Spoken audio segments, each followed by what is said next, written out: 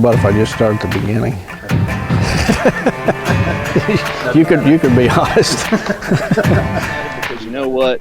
They have the sweat equity that went into that memory that they're making with their friends and family. And that's what's important with us. And that's what the I Am Real world's about. Well, that's a great question. You know, one of the best things about a spring food plot is you get a second chance if it fails. Chasing Giants with Don Higgins. Brought to you by buyafarm.com, your source for farm, recreational properties, rural homes, and more. By tapping into Don's years of experience, dedication, and commitment, Chasing Giants focuses on the techniques, strategies, and dedication needed to harvest one of God's most amazing creations, world-class whitetails. Now, here is Don and co-host Terry Peer. Well, welcome everyone to Chasing Giants, episode 93. We are just after Thanksgiving on November 28th. Don, how was your turkey day? It was fantastic. Had family here and had a great meal and great time. Some of them stayed. My two daughters and sons-in-law stayed an extra day and helped me move a bunch of stuff to the new house. So okay. I'm not moved in yet, but they helped me move some stuff that we don't use every day. Yeah. So nice to have daughters with strong young men that can pack around the heavy stuff, I'm guessing.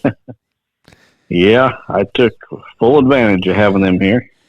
Well, I wish it would have been celebrated as Big Buck Day instead of Turkey Day, but I'm still kind of in the same boat as you, I believe. If we want to give a little update, we're still waiting for opportunity for a buck we want to shoot, don't we?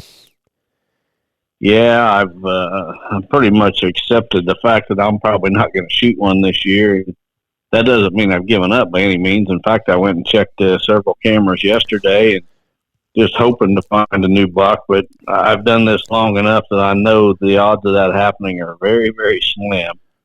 I was going to run back to Iowa, but there's one buck in Iowa that I've got pictures of that I would shoot, and he's not staying on the farm that I've got permission to hunt. I know he's not. I'm pretty sure I know where he's staying, but he's only showing up every few days. He'll show up in the middle of the night. Okay. He's never been there before 11 o'clock. So like between 11 o'clock and about 5 in the morning is when I'll get his picture, and and I've got several cameras on this farm, and he's only doing it about every maybe 5 to 7 days. And I just can't bring myself to go drive to Iowa and hunt a buck that's only showing up in the dark every 5 days or so. So, right. Kind of in it for the long haul. And, you know, you talk about building for a national championship, comparing it to college basketball. And it's a never-ending cycle, really, that, you find a giant and then you hunt him, and if you kill him or something happens to him, you're to go find another one. And that's kind of the situation where I'm at right now, is I'm trying to find another one. Yeah. Well, let's dive in a little bit from last week. We talked about how Thanksgiving week is a really good time to catch a bruiser up and going. I know this is about the time of the year that, good grief, has it been 17 years ago you shot your 214? So the rut, it was 2004. Yeah, so the rut as most people know it, is winding down, pretty much over. You still might see some chasing or some bucks on their feet looking, and we've talked about that a whole lot on this podcast about, yearlings getting big enough that they go into heat. But let's talk about the change and what's going on with the rut winding down, and maybe some opportunities that still might be out there for the guys who haven't filled their tag. Well, I was doing the daily rut report on social media, and I commented that I had never seen a rut end so abruptly as what I seen this year. And it was like last weekend, I was getting good activity. I've said before, 13 cell cameras out in 3 states, Indiana, Illinois, and Iowa. And I'm telling you what, after last weekend, it was just like everything stopped.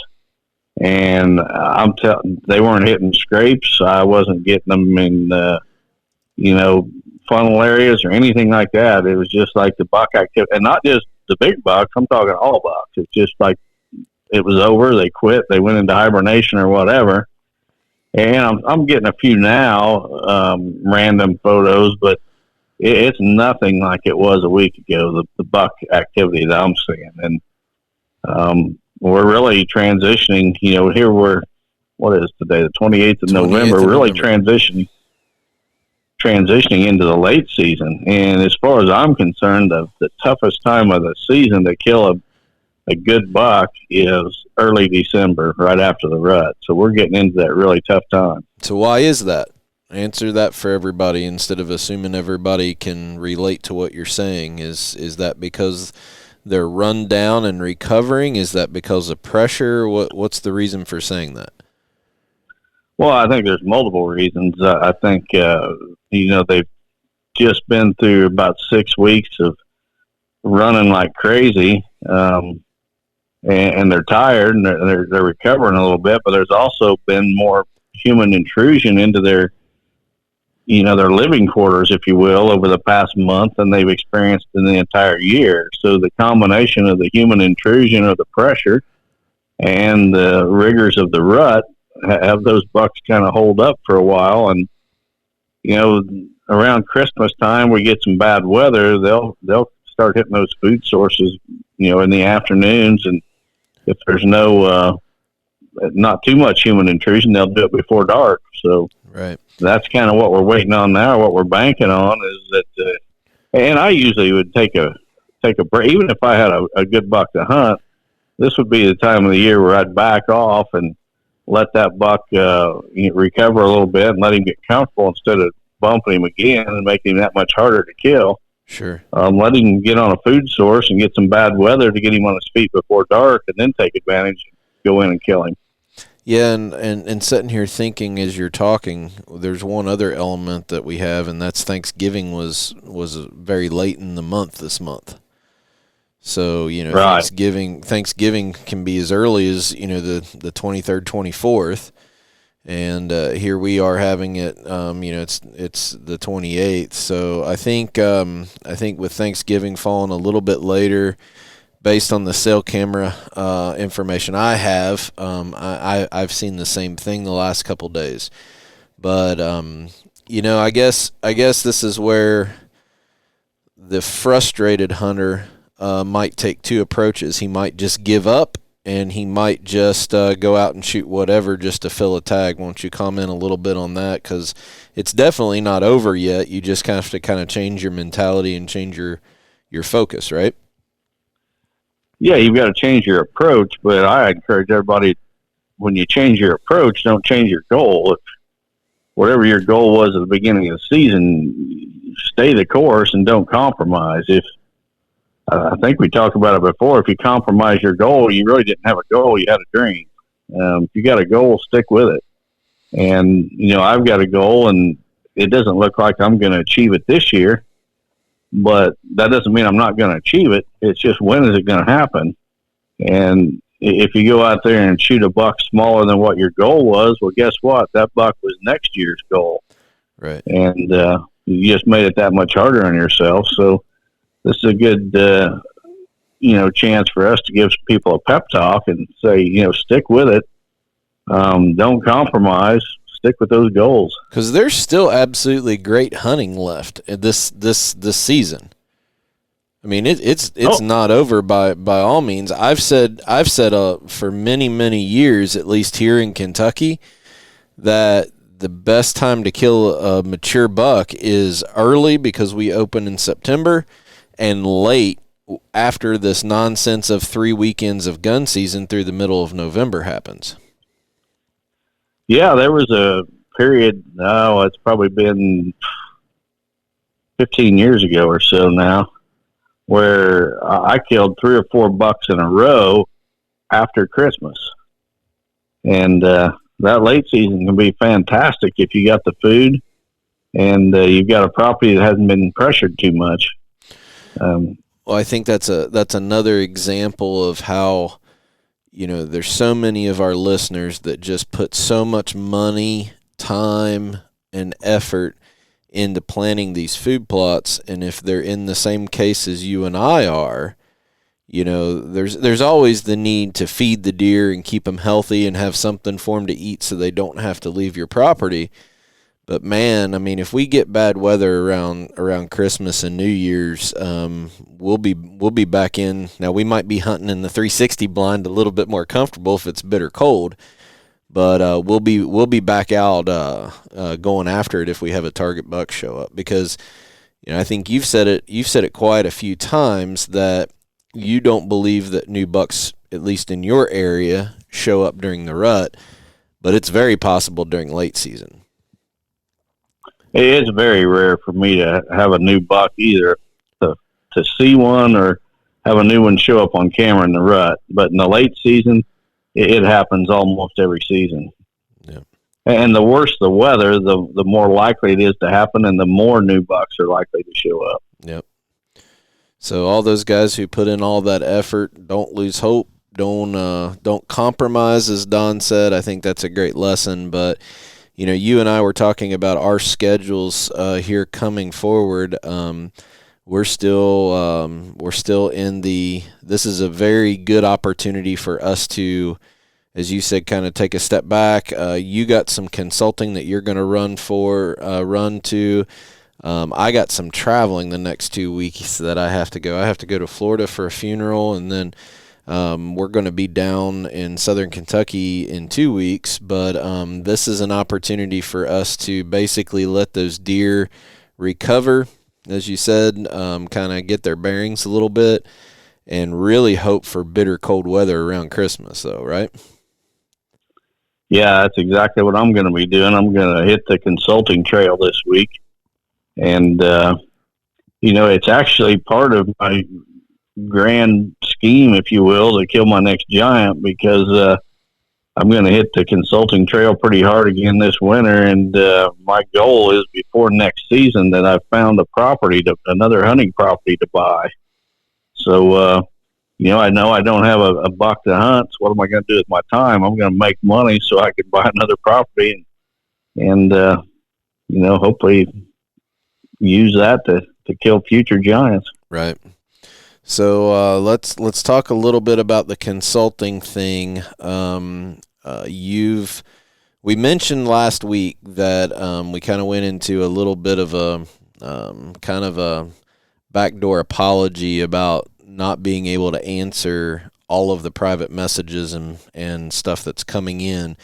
And we mentioned in there that your consulting business is pretty much all the way full for the year. You do have kind of a standby list, but from what I understand, even Wes is filling up pretty quick. Is that the case?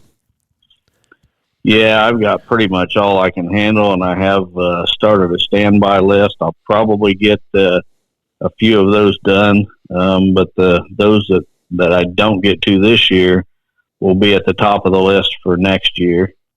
And Wes he's got about as many booked as I do, and I've been sending people his way daily, so he's going to be full here at some point as well. And while we're talking about the consulting, I want to throw out something real quick, because I know a lot of our consulting clients listen to this podcast, and as part of the package that Wes and I offer, we offer discounts on all real-world products and Reconyx cameras and 360 hunting blinds. So Wes and I can bring those with us to on our consulting visits, so we can save you not only money with the discount, we can save you shipping charges too. And when you start talking about some of the seed, 50-pound bags of seed and mineral and such, it can be a substantial savings if we bring that stuff along. So if you're listening to this and you're expecting Wes or I to be at your property consulting this winter, and you want some of these products, get with us well ahead of time. Don't wait till the day before we're going to be there, but give us as much advance notice as possible, and we can bring these things along. Yep.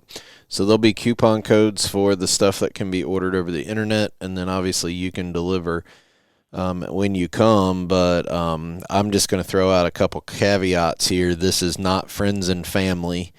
This isn't get a coupon and be able to buy for all your buddies type thing. So just to let everybody know, when we receive an order from someone, both with the Real World website and at the Higgins Outdoors website, we get the notification that coupon was used and can cross-reference that to ensure that this was indeed a Higgins consulting client through Don or Wes. So if we find out that it's not, we'll cancel that order immediately. So please understand that they're doing that to help the consulting clients and not just a handout to everybody. But if somebody wants to talk to Wes about doing consulting on their property, they need to go ahead and reach out now. With him filling up, it's not going to be long before his season is booked also. But I believe, people call or they send messages how to get a hold of Wes. If you go to the Higgins Outdoors website and click on the consulting tab, if you scroll all the way to the bottom, all of that contact information, the pricing, the services summary, you can basically get every answer that you need on that website. Yep, that's all there. Save you from sending us a message and save us from answering it. So a lot of questions can be answered right there on the website, both the Real World website and the Higgins Outdoors website. Well, there's one other thing that might save me from having to answer a few questions, and that is, when will switchgrass be in stock, and when will we start taking orders? I'm getting that at least 5 to 10 times a day. So we have almost everything ready to go live on the website for 2022 planting season, which will not only include ship dates of switchgrass and bedding in a bag, but also miscanthus grass. We understand that we have ran out the last few years due to the exponential growth of the company, but we have to get a handle on what our supply and inventory is going to be before we just start taking all these orders. So we should be ready to be up and fully operational here within the next week and a half, I would guess. So by mid-December, you should be able to order anything you want that's on our website, including some new surprises that Real World's going to be having coming out this year that we're going to kind of start pitching and talking about here in the next couple weeks. It's going to be exciting with some more product development that's going to come from Real World. Right, and people are probably wondering what's the holdup with the switchgrass, and maybe if I explain it, they'll understand. So when we harvest the switchgrass, the seed first has to be cleaned. We got to get all the foreign matter and weed seeds, anything like that out, and then we got to send the seed to a independent lab who does a germination and purity test. And with switchgrass, with soybeans, we send the soybeans to the lab, and they'd know within 5 to 7 days what kind of germination rate you got with soybeans, for example. Well, switchgrass and some of those native grasses are so slow to germinate, they've got to wait and look at those 30 days later. So the whole germination test takes a little longer. And then once we get that back, then we got to bag it and, put the seed tag on and everything and get it ready to go. So by Christmas, we should be able to be shipping switchgrass. It's just what makes us a little bit different as a company. We're not going to take orders without knowing what it is and how to be completely transparent with what's on that seed tag. We try to teach everybody to understand that seed tag, and we're very we have a very big conscience to ourselves about wanting to provide the best quality seed ever and on the market. So that's what's going on. So you should hear news. So all the people that's getting impatient, please just be patient for another couple weeks. We'll be ready here very shortly. So yep. I think that do you have an update for the late season hunt that was raffled for your church? The drawing was held at the church this morning, and for the late season hunt on my farm in the Matthews Bow. And the winner is Sean. That's my best drum roll. Sean, if your name is Sean, your heart's beating. Sean Cogdell from Woodbine, Iowa. You are the winner. Ironically, Terry, Sean is also on my list of consulting clients this winter. So I'll be able to take that Matthews bow to Sean when I go on that consulting visit, and he makes it out here to hunt before I get to his place. So anyway, congratulations to him. And I want to thank everyone who bought tickets. We raised almost $25,000 for that ministry, and a lot of it was due to you folks. Sharon, our church secretary, she was beside herself with all the notes of encouragement that came in with those ticket purchases and everything. So thank you to everyone. Yeah, there's a lot of good people that listen to this podcast, and not only supporting Don and I, but wanting to help other people. I'm just reminded daily of the good people that are in this world, and unfortunately our media and our television doesn't depict those, because they just like to focus on the bad. We had a really good opportunity. We've mentioned the Metzger family several times on the podcast, good friends of ours.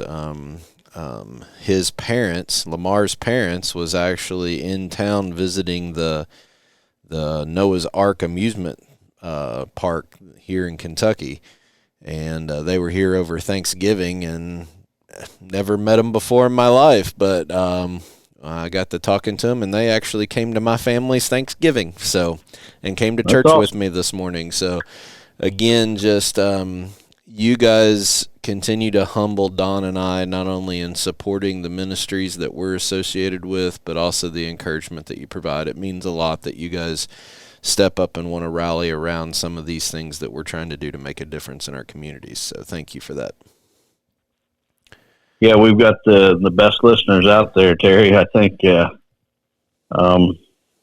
say iron sharpens iron, and we seem to, attract like-minded people, have the same values that we do, and certainly appreciate each and every one of you. Well, if they don't, they're going to get real offended listening to us anyway. So that's probably why they're like-minded to be here still anyway. So yeah, we've already ran off all the liberals. Yeah, exactly. Hotheads. So while we're talking about our listeners and kind of the people that follow us around and what we're doing, we have two appearances basically where we have live events going on. Why don't you talk a little bit about those before the Biofarm segment? Yeah, we got two in December. The first one is at Bluegrass Feed and Seed, Friday, December 10th at 6:30. That's in Guthrie, Kentucky. No admission cost at all. There's going to be a meal served there, and the meal is by donation only. That money is going to go to a good cause to help a family down there that's got some medical expenses with a child. If you're interested in that one, they would like you to RSVP if possible, so they've got an idea, of how much food to have ready and such, and seating. So the number is 270-483-2829, and Brandon will take your information and be glad to talk to you. The other seminar is December 16th. It's up in Clare, Michigan at the Collinville Country Store. It's at 6 p.m. There's going to be some refreshments served there as well. If you got questions on that one, the phone number is 989-386-9664. And those folks will be glad to give you any details there as well. And those are only two for December, but I got at least one in January in Miller, Missouri, down in southwest Missouri. So we'll be giving details about that for you folks in southwest Missouri area. We'll be sharing details of that in the next podcast or two. Yeah, I have one in January in Huntington, West Virginia. So we'll keep everybody posted on those. I do want to clarify, though, that the Guthrie, Kentucky event on the 10th of December is a live podcast. So even though we might not air I don't know. We haven't talked about this yet. So, I mean, Don and I are going to stay there and talk and answer questions as long as people want to stay and talk and answer questions, even though we might cut the recording to an hour. But we'll record it all, but I might shorten it just for the listener's sake, or we might leave it 2.5 hours long. Never know. So we'll talk about that. But the December 16th is a seminar that you're going to be putting on. That is not a podcast, so we won't be doing one live there that weekend. All right. All right, with that, why don't we move on to the buyafarm.com property of the week. Buyafarm.com is your source for farm, recreational properties, rural homes, and more. Now, here is Don Higgins with this week's featured property. Okay, this week's featured property is 130 acres in Franklin County, Illinois. Of that 130 acres, 80 of it is tillable, or approximately 80 is tillable, and approximately 50 is wooded. So there's, excellent habitat for deer, turkeys. There's some occasional waterfowl hunting. The property has 2,800 feet of road frontage. On one side, it's almost a triangle-shaped property, and putting the food where you want it and the cover where you want it, and just lots of different potential. You could keep that 80 acres tillable into farm and rent it out for income or whatever, use it as an investment property. But just a lot of different things you could do with this 130 acres in Franklin County. If you're interested, of course, you can always find it on the Buy a Farm website. But the agent is Wayne Keller, and Wayne's phone number is 618-407-1679. And I'm sure he'd be glad to show you the property. When you have a property that has that many acres of tillable and then that many acres of wooded, it kind of sets up that you can pretty much do whatever you want with it. If you needed 80 acres of tillable, you could still generate some decent income off of it. So you could lease some of that out to a farmer or keep it for food plots and everything. So I like the fact that one side of it is a railroad, because that gives you another point of access usually. You was reading my mind. I was going to say that, Terry. You got a triangle, and you're going to be able to access it anywhere along two different sides of that triangle. So there's a lot of different winds that you'll be able to easily access and hunt that property. Yeah, I mean, you could get something like a Quiet Cat or something and run that railroad track edge and hop in wherever you want and really open up a lot of opportunities for different winds. So the serious guys that want to find a property to make into a paradise to grow a giant, this has a potential with the access on it. So look up Franklin County, Illinois.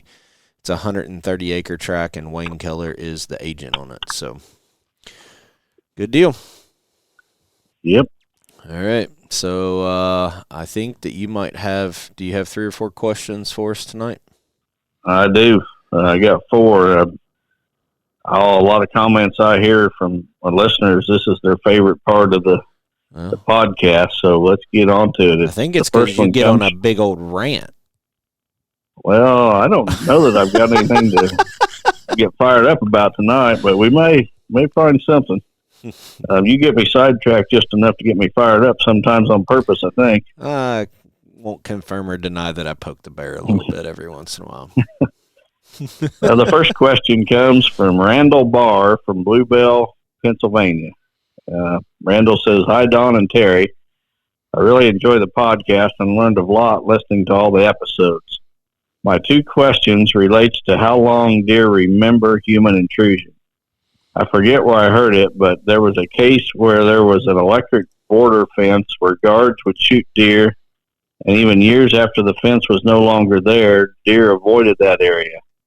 That is the gist of what I remember. Details may be off. The study's authors theorized that does passed on to their fawns to avoid that area.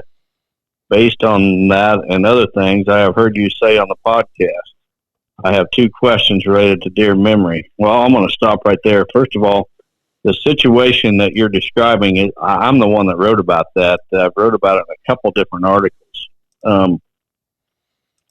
Essentially, in Europe, the red deer in Europe were on both sides of the Berlin Wall.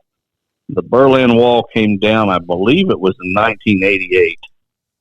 But anyway, once that Berlin Wall came down, the deer on each side were free to go back and forth.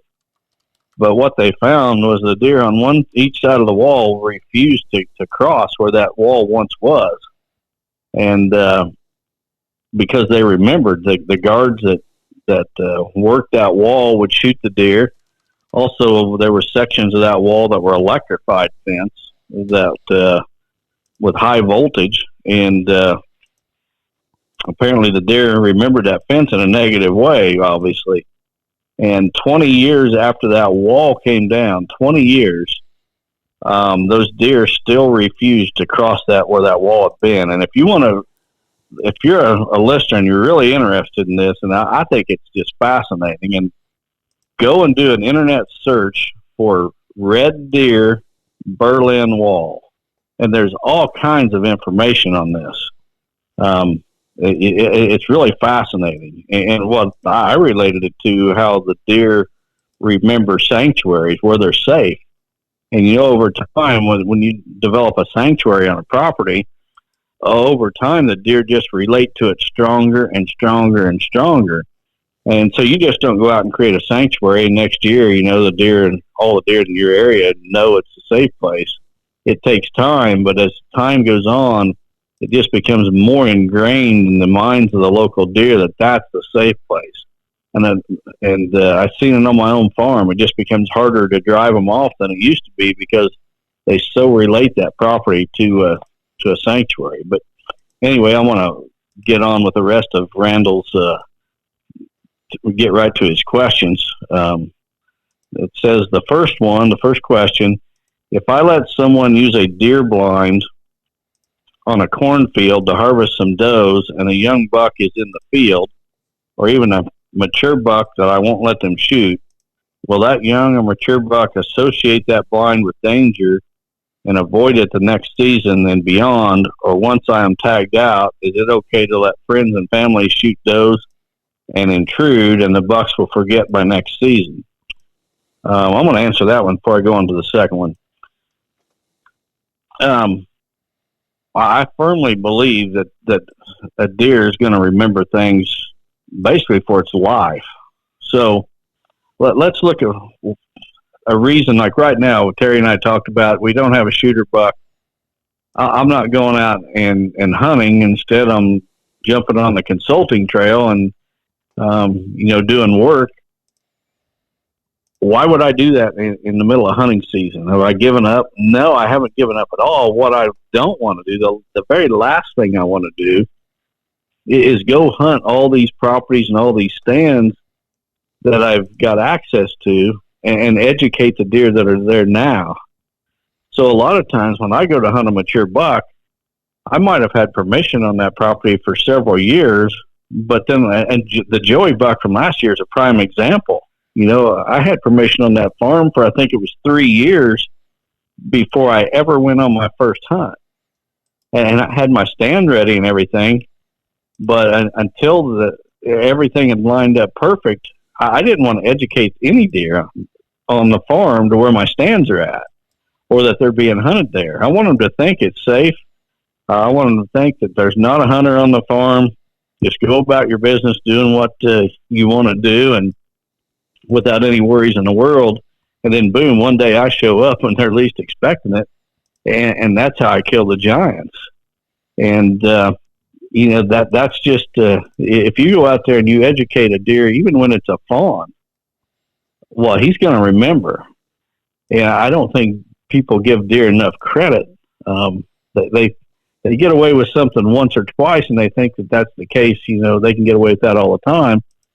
And you don't ever want to educate these deer. You want them to feel safe where you're hunting them. And then when the giant shows up that you want to kill, boom, you just slip in there, and before they even realize they're being hunted, you get your crack.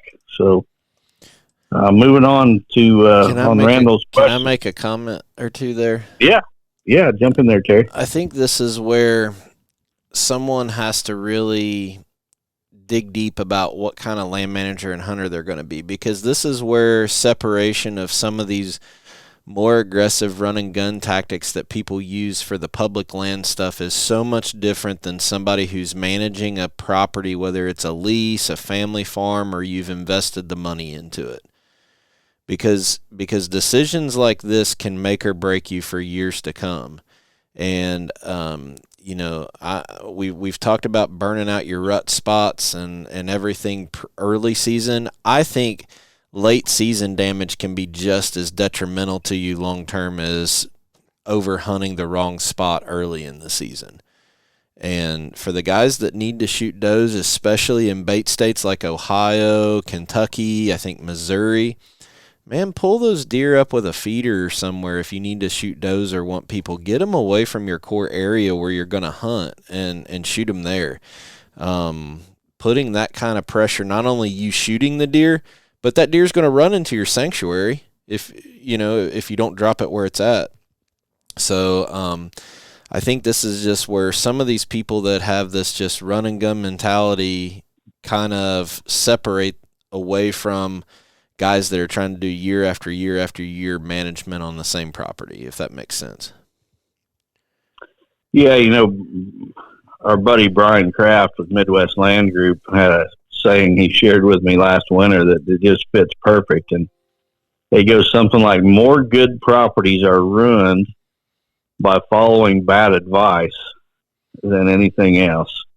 And he's exactly right. More good properties are really, really good deer properties are ruined by people using tactics that basically put the deer on high alert or drive them totally off of the property.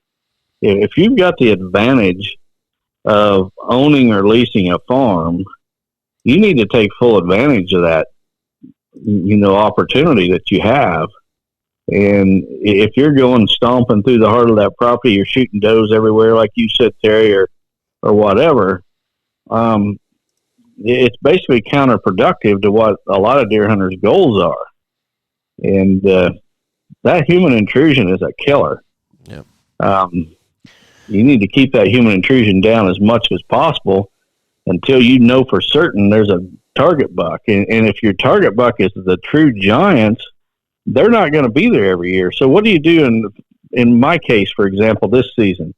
It's a year where I don't have a target buck on any of these different properties that I've got access to.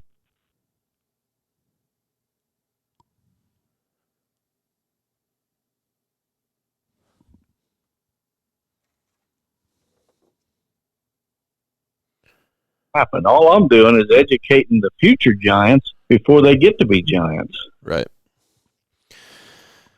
All right, I didn't mean to get off on a tangent there. I think that's just vital. If I have a property and I need to accommodate hunters to shoot does, I'm setting that property up to accommodate that goal exactly, and that area of the farm is nowhere near where I'm going to be hunting basically a shooter next to my sanctuary. You can pull a doe out anywhere. Yep. So. All right. Okay. Sorry about that. Next part of the question, problem. I believe. I think he had two parts, right? Yeah. Second question. If there is a property that has the characteristics of a great property, good access for stands, but remote from other landowners, tillable and hardwoods, good funnels, etc., but it has been hunted hard via deer drives for decades, would that deter you from buying it because it will take a long period of time for the deer herd to forget that is a dangerous area, or do you think you could turn that around in a matter of 1 or 2 years? Thank you, and good luck the rest of the season. Well, I think you can turn a property around pretty quick, but what I was saying earlier is that the more time goes by, the more deer will relate to it as a safe area. So a sanctuary area. So you're saying you're not going to change the mind of the ones that was there and got pushed, but the right habitat and no intrusion will attract other deer that will start associating is it a good place. Right. Okay. I mean, you're going to see a noticeable difference in a couple of years, but it's really going to take several years, for the local deer herd to relate to that property as the safest place to be in the whole area. Right. I mean, it took you 30 on your place, so. And it's phenomenal the way the deer are today compared to what they were 30 years ago. Right. But Okay, anyway, great. that was a great question, Randall. Thank you for the question, Randall. I think Pennsylvania just finished up their gun season, so hopefully Randall had a big one on the ground. I hope so. All right. Next question comes from Roger Headings from Ozan, Arkansas. Hope I said that town right.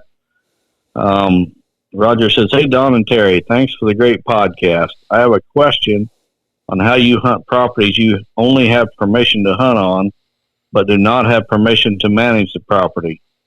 Plant fences, food plots, and cut and improve timber. What is your entry-exit strategy on these types of properties? Thanks again for the great podcast. Keep up the good work, Roger." Well, Roger, there's one main reason why I picked your question. I think you've kind of hit on something that I think there's a lot of people that misunderstand and think that Terry and I only hunt on managed farms. But the fact of it is, I probably spend at least half of my hunting time on properties where I simply have permission. I don't lease them. I don't own them. I've just knocked on a door and I've got permission. A lot of times I'm sharing that permission with other hunters. So I want to really stress that, because I don't want the listener to think that I'm only hunting managed properties and they can't relate to the information that we're sharing here. How do I go about hunting those properties? Well, first of all, you got to do something different than what everybody else is doing. If there's other hunters on the property, you can't be doing the same thing. You got to throw those deer a curveball and mix it up, or they probably already are educated to the other guy the first week he hunted the farm, or at least that's the way I always look at it. So I'm always doing something different. As far as entry and exit, that changes with every stand and every property. So there's really no standard set of rules I can apply. It's just that your entry and exit strategy is critical no matter where you're hunting. And there's a lot of these small properties I talk about that I hunt that once the leaves come off the trees and the deer can see good, the afternoon hunt is out on those properties. The deer just simply see you coming across an open field or whatever, and they run out the other side. It's over before you ever get to your tree. Those places or those stands become morning only hunts. So each stand is going to be different, but you just you got to use a good dose of common sense, and you got to know where the deer are bedded or where you expect them to be bedded, and what you expect them to be doing, either getting up to go feed or the buck's cruising looking for does, or there's got to be a real strategy behind where your stand's at and why you're hunting it the day you are. And that never changes, no matter if it's on a permission property or a well-managed farm. I'm going to say something here, and I don't want our listeners to think that I'm coming from a defensive standpoint when I say it. It's just to, I guess, kind of give more hope than anything. I'm sitting here, well, let me back up a second. When Whitetail Cribs came to my house and videoed it, and I know their episode here, and I know that when Dawn gets done with the house, they're going to go out and do one at Dawn's house. The biggest regret that I have while they were here, when we walked around both the garage that has, 6 or 7 mounts in it, and then the 14 or 15 that's here in my office, is I didn't talk enough about this, because there's only one deer in this room that has come off of my family farm that I manage, and one deer in this room currently that came off of Don's farm that I manage. The rest of these deer are permission property farms that I didn't go in there and year after year worry about habitat and nutrition.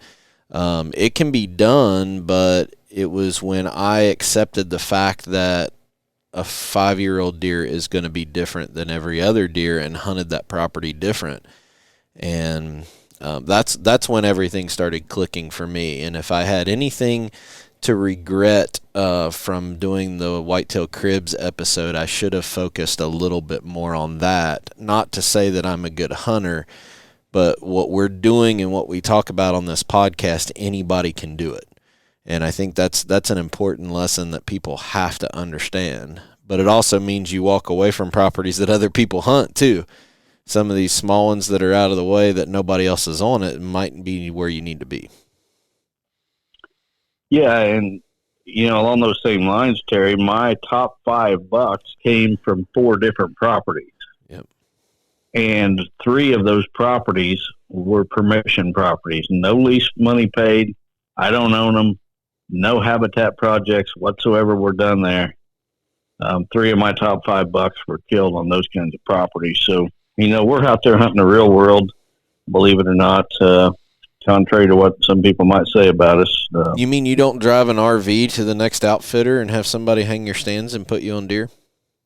Well, I haven't yet, and I don't even plan to ever do that. But if that's there's nothing wrong with that, but that's not who we are. Nope, not at all. Good question. Thank you for that one. You're going to get you a free T-shirt. Yep. Next question is from Brandon Workman from Memphis, Tennessee. Brandon says, "Hey guys, my questions are these. What time of the year do you see bucks moving to their summer range from their fall range?" Mm-hmm. I'm going to answer these as I read. Yeah, that's a good question. I'm sure it varies, but last spring, early in the spring, I went to a spot. I had to do some stand work. It was probably about the 1st of April, and it's an area that there's not a lot of deer during the late winter months, but during the summer, there's always a bachelor group there. Well, when I went in about the 1st of April to do my stand work, at least part of the bachelor group was already there. I jumped 3 bucks that had big knobs just starting on their heads where their antlers were just barely starting. So I know those bucks were on their summer range by the 1st of April. I'm sure it varies from deer to deer, but that's just one example that I can cite where I seen them there the 1st of April. You got anything to add to that one, Terry? I got a question. Okay. Is there really, he mentions fall range, but I'm going to ask a pointed question to you. There's actually steps in between that, right? Because a fall range, then you have the rut, then you have late season, and deer will gather possibly in different areas during late season, just concentrated on food. Is that correct? It is correct. So there's actually a couple steps in between where you're just saying fall to summer that is beneficial in understanding, especially if you can plant food plots and put late season stuff out. So that's an important aspect that, Brandon, you might probably already said that. We're just going off the question though, but there is phases in between that summer and the fall range. Yep. Okay. Next question from Brandon. He says, "Is there a particular wind direction and speed you prefer or find deer prefer?" Well, I love east winds, and I think part of it is the way my property lays out. I've had really good luck with east winds because I got some great stands that need an east wind. The other thing is I've got other properties where some of my best stands are east wind stands, and an east wind usually comes with some kind of a weather front because it's not the predominant wind where you're at. Right. Yep. So if I had a favorite wind direction, I would say an east wind.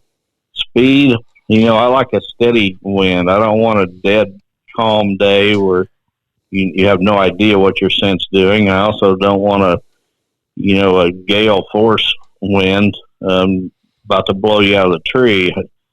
Something around the 10 to 12 mile an hour range, I would guess. So that would be ideal. East wind, 10 to 12 miles an hour. As far as what the deer prefer, I think they adapt to whatever the wind is. So I don't know. You get deer out in Kansas and Montana that deal with 40 mile an hour winds all day long. So, right. But, yeah. It seemed like this year we had more calm zero wind days than I remember. And maybe it's just because I pay more attention these now than I used to, but doggone it, I think right in the peak of the rut, we had just dead calm days, if I remember right. There was a bunch of them that were really calm. Yep. All right. Brandon's last question. Lastly, do you keep your soybeans standing all season? If so, when do you knock them down and replant? Thanks to the podcast, I have learned so much, Brandon. Brandon, I don't know why anybody would plant soybeans and not leave them standing. I see this on social media all the time that guys will plant soybeans in the spring and they go in there and they either they roll or crimp them, or I don't know what they do. They come in and they plant a fall blend in them, and it just makes no sense at all to me. I knock mine down when I replant the following spring, whether I'm replanting in corn or whatever it is. The next spring is when I knock mine down. But, I think people planting forage soybeans for summer forage are really missing the boat by not planting soybeans that are going to offer that late winter grain. That's where the real attraction is. And I guess until you've hunted a late season standing soybean plot, you'll never understand. But, once you do, and you hunt it during a really brutal cold spell, and you see 40, 50, 60, 70, 80, 100 deer in one plot, looking like a bunch of cattle in a feedlot, you'll understand. I've seen it. I've seen video footage of other people who have videoed it. And perhaps if you plant soybeans and you're not letting them stand, you're just totally missing the boat. Yeah, so until those pods are completely gone, let them stay. That's the beauty of our beans with the shatter resistant. They're going to be in those pods until they're ready to be dissed under.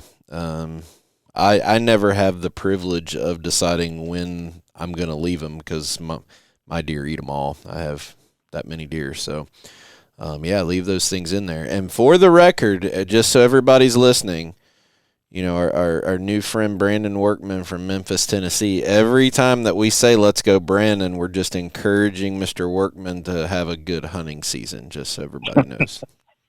Yeah. Let's go, Brandon. All right, we got time for one more. Another one? We got time for one more. All right, so the last one comes from Casey Virgin from Holman, Wisconsin. Casey says, Don, you have had great success on mature bucks on properties with small areas of cover. My grandmother owns a property like this, which is an 80-acre piece, with the north end is 20 acres of thick, brushy timber. The rest is ag fields. The property bordering her on the south has another 7-acre patch of thick cover. If you go another half mile south of that, you hit a 600-acre woods that is managed successfully for older bucks. There is no cover to speak of to the north, east, or west of her property. Each year, we have multiple big bucks on camera until just before velvet comes off. And then they head south for the big woods, mostly for good, with only the occasional midnight photo during hunting season. The property has ag fields for food and water, usually through mid to late November, and virtually no human intrusion, as we rarely hunt it due to no mature bucks in daylight. Have you seen properties like this that seem to act as a nursery for 1 to 3 year old bucks only? We don't want to give up on the property, as there are always big bucks there in summer that are just to the south during season, but it has been that way for years now. Will the grass always be greener across the fence because of the bigger tract of cover to the south? Thanks for all you do. Well, Casey, your situation is basically difficult for me to diagnose because I almost have to be there to see it and to basically live through a season, more or less, to get a good handle on what's going on. But I would think on the property, your grandmother's property, it's 80 acres. You got 20 acres of thick, brushy timber, and the rest being ag fields. Something's missing there. And I suspect it's food. I'm guessing those ag fields get harvested You say there's no human intrusion, but there's something going on. Maybe it's dogs, maybe it's neighbors' dogs, maybe it's coyotes. I don't know what it is, but there's some reason those deer are leaving. And you should be on a property like that. You should be able to hold some does at least. And those does are going to bring the bucks in, and those bucks are going to be there during daylight. So, I would think if the first thing I would suggest is you address the food situation on that property. Give those deer, they've got the cover with the 20 acres of thick timber. Give them a reason to be there. And I would start with food. Offer some form of food that's not found in the area. If you're in an area where there's nothing but, say, corn and soybeans, can you put in a patch of alfalfa or something, or maybe Real World's Deadly Dozen? Give them something that they can't find on that 600 acres in the way of food, and see what happens with that. Our definition of thick cover and somebody else's might be a little bit different. So, if you have a big mature stand of timber with very little undergrowth, that's different than you having open canopy and briars and thick stuff that you can't walk through. I don't know. We can't see that from not being there. But I agree with you. It sounds like this little 20 acres with another little bit, that's exactly where a big buck would push does during the rut to get them away from everything else. If you're not holding deer, you know what I mean? Mm-hmm. So if they weren't holding does and everything went to the south, a big buck would push a doe back in there to get her away from everything else. So something's up with that. You just have to look at your checkerboard and make that checkerboard have everything that whatever is going on south of you doesn't have. Yeah, I feel like there's something missing from Casey's description, and in his defense, he probably doesn't know what that is. But 20 acres of cover is a lot of cover. It's definitely enough to hold a bunch of deer. Yeah, I mean that's more than my sanctuary. I've killed a lot of deer on less than 20 acres. Yeah, so. Great question, Casey. I just don't know that we can answer it with that information, so might need to get Wes up there to do a consulting visit for you. There you go. All right. Well, I want to give a quick update before we close out. Last week we introduced the idea of a 2021 family picture, and I'm very pleasantly surprised, but then again I'm really not. So we've gotten a ton of people submit their harvest pictures or outdoor photos. If you want to be part of basically a huge picture collage that we're going to have made for Chasing Giants, if you're a fan of the podcast, you need to email that to chasinggiantspodcast@gmail.com. That's chasinggiantspodcast@gmail.com.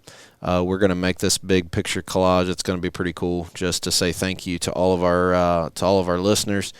It could be a harvest photo, it could be an outdoor photo, it could be family, friends, whatever you want to include. But we're kind of doing this for you guys.